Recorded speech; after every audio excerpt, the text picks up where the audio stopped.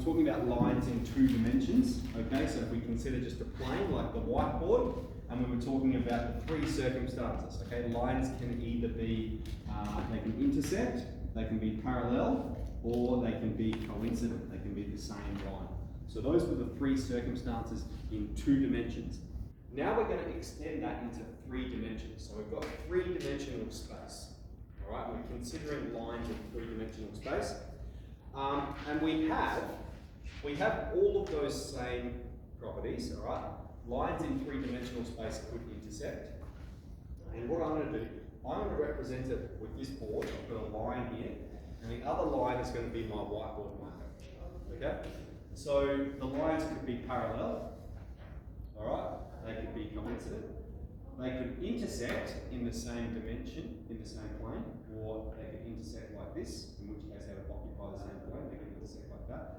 So they can be parallel, they can be coincident, they can intersect, or they can be what we call skew, which is where they're not parallel, they're not coincident, and they don't intersect. Okay? So, in the circumstance where they don't intersect, we can still find the angle between them. Alright?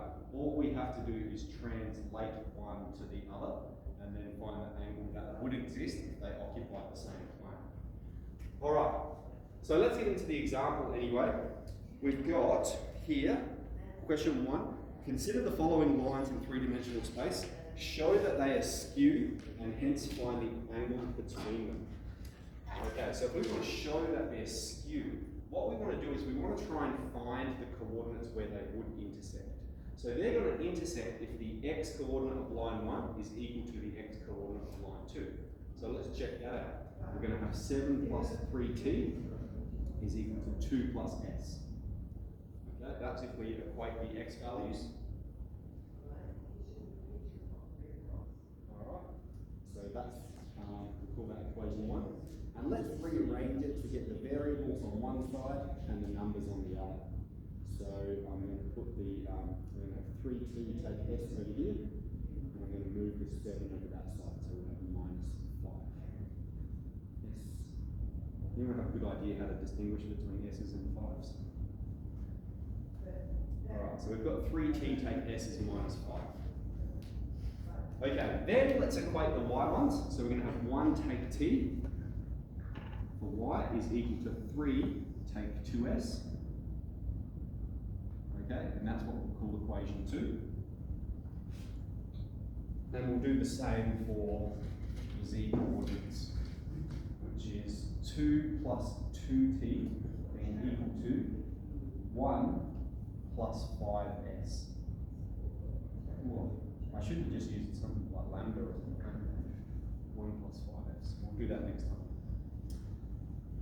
Alright, and then we'll do the same for both of them. We'll try and isolate, get the numbers on one side and look at the pronumerals on the other. So let's bring the s over here again. We're going to have 2 lots of s, take away t equals, and we're going to have 3, take 1, 2. Okay, now if they intersect, alright, there's going to be a common solution to all 3 of these equations. Now if we're going to solve them simultaneously, we only need 2 equations because there's only 2 variables. So I'm going to take equation 1 and 2 and solve them simultaneously, and I'm just going to use my calculator, just saves brain power. We know how to do this. So this is the first equation. And then I'm going to take this one over here. I'm just going to rewrite the order as well so that the t's correspond. They're in the same relative position. That's very important. So we're going to have minus t plus 2s equals 2. So let's solve that simultaneously and see the solutions that we generate. We've done. So we've got s is 1 on 5 and t is minus 8 on 5.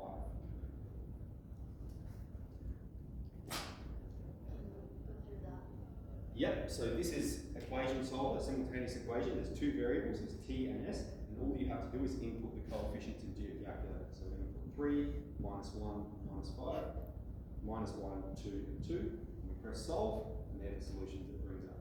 We've been doing this a fair bit. I might come see you separately. Alright, so we've got that. And then, right, if they intersect, okay, this is where it occurs. It occurs for this value of s and this value of t. And if they intersect, then this equation is going to satisfy that as well. So we have to check. Let's check by putting in s into this equation and t into this equation and seeing if it maintains equality. So we can just write check. Check t is minus 8 on 5 and s is 1 on 5. Let's substitute it in.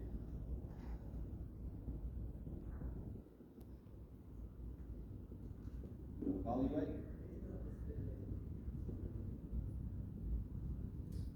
You can see they're not equal. Okay, because it's not a solution, therefore the lines do not intersect. So how can we communicate that? Because the solution is inconsistent,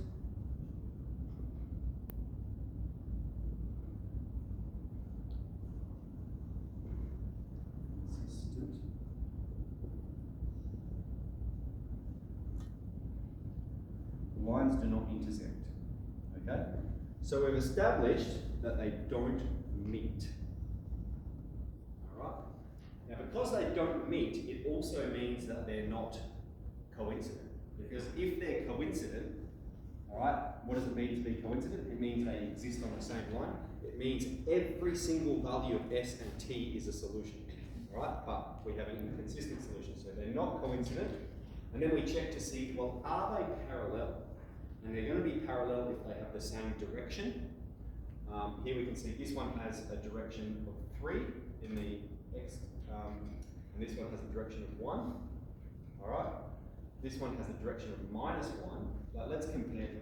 Let's separate them out. So line 1 has direction 3, minus 1, 2, and line 2 has direction 1, minus 2, 5. So they're not the same direction vector, but they're also not a scalar multiple of one another. Alright? That you don't multiply this one by a third and get this one. Okay, so they're not parallel either. So they don't intersect, they're not coincident, they're not parallel, therefore they are skewed. Alright, so they're like this, they go on past one another. Alright? So therefore L1 and L2 are skewed. Okay? That's all well and good. Find the angle between them. Alright? Well, all we do is we just take the direction vectors and we find the angle between the direction vectors. So here's the direction of line 1, here's the direction of line 2, and the angle between two vectors is this one here, isn't it? Cos theta is the modulus of, the dot product of L1 and L2 on the modulus of L1 and L2. So we'll evaluate that quickly. We're going to have 3 plus 6 plus 10.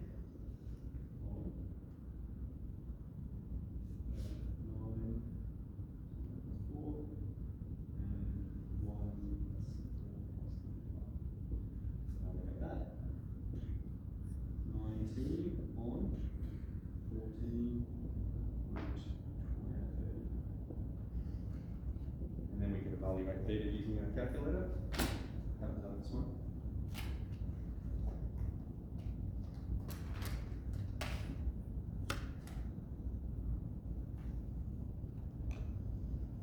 Shift cos. 19 on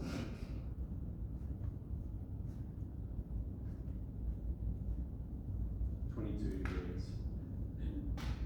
Okay, so even though they're skewed, all right, what we do is we translate one line so that they would intersect, and then we say, now what's the angle between them? All right, maybe a better way to think about it, is if we have the line there, and this line here, they're skewed. Okay, the line is my whiteboard marker, they're skewed, and then we translate the whiteboard marker, and now you can find that angle between them. That's what we're doing. Okay, so we've established that the lines are skewed because the solutions are inconsistent. Okay, should we move on to question 2? Any questions about number 1 there? Splendid. I might just clear this off to get a fresh space on this board. All right. In outer space, practical application of vectors. C and D are 2 space stations with coordinates measured in light years. A spaceship leaves C along a path given by the equation there, where t is the time in years after c, and at the same time another spaceship leaves d along this path, where s is the time in years after leaving d. What are the coordinates of c and d? So c is its initial position for the first spacecraft, and so that's going to be when time is 0. And so if we put t as 0 into line 1, I might write the line right here so we've got 3t plus 3, we've got 4t take 2, and we've got 3t plus 5. So that's line 1. And then for line 2, I'm going to use lambda, just so I get negative 5s and 7s go. 4 lambda take 5, 3 lambda plus 6, and 4 lambda take 3. Okay, happy with that? They're the two equations of the spaceships. And so when time is 0, line 1 is going to be 3 minus 2, 5. So the coordinates of C, 3 minus 2, 5. And the coordinates of D, when lambda is 0, minus 5, 6, and minus 3. And so they're both locations in space, aren't they? They're somewhere in a three-dimensional space. All right, part B. How far apart are they? What's the distance between them? Okay, so here you've got two strategies. You could use the distance formula, all right, or you could find the vector CD and then find the magnitude of it, all right. So that's probably the way you would go using the vector operation. I'll just write out the distance formula for you. The distance formula we know in 2 dimensions, and we can just extend it to 3 dimensions. It's x2 take x1 squared plus y2 take y1 squared plus z2 take z1 squared.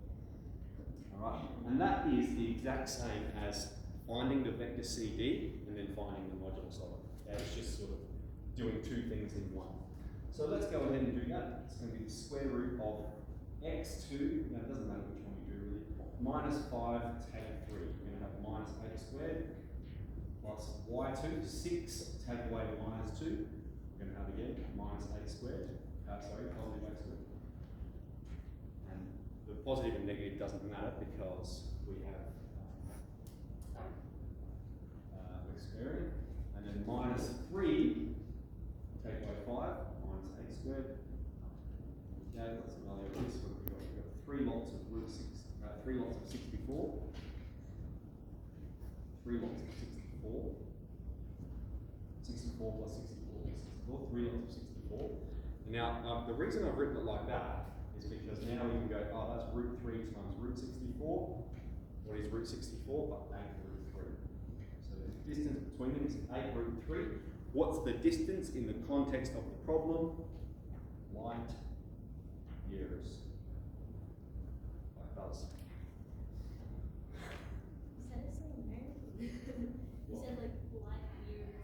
Light years, yeah. See that? Okay.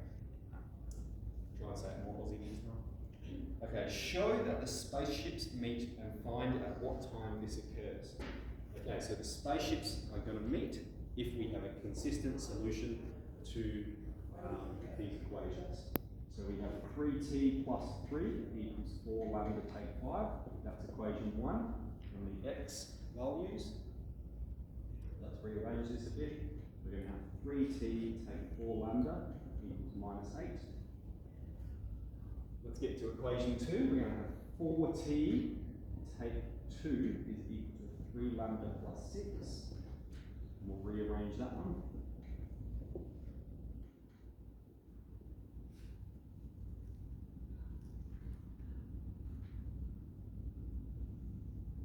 And then equation 3, 3t plus 5 equals 4 lambda take 3.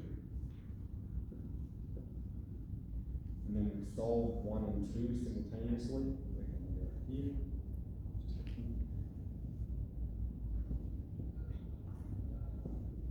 I haven't solved these ones yet. So let's check out a solution to equation equation 1 and 2. So I'm putting in this one, my simultaneous equation, and I'm putting in this one.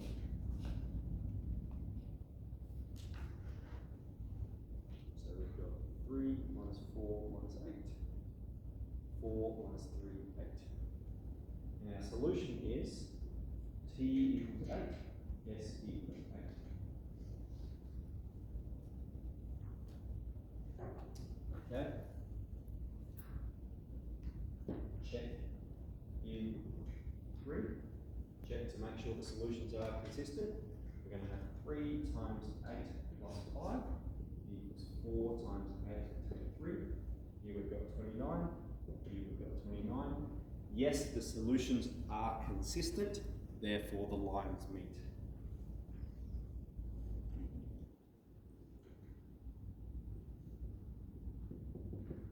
Therefore they meet. Okay, and where do they meet? What are the coordinates? So they meet when time is 8. When time is 8, what's the coordinates? Well, we could use either of these equations, couldn't we? Let's go with the first one. When t is 8, line 1 has position 3 times 8 plus 3, so 24 plus 3, 27. 4 times 8 take 2, 30. And 3 times 8 plus 5, 29. Excellent. So that's it there. I won't go through 3 because I think we've sort of dragged on a bit and we've got, unless people want to, does anyone want to go through 3? It's the same as 1 really. It's showing that best skew. So equating. Excellent. So we'll stop there and we will come back a bit later to just look at G3 where we find the shortest distance between 2 lines. But for now, let's do that.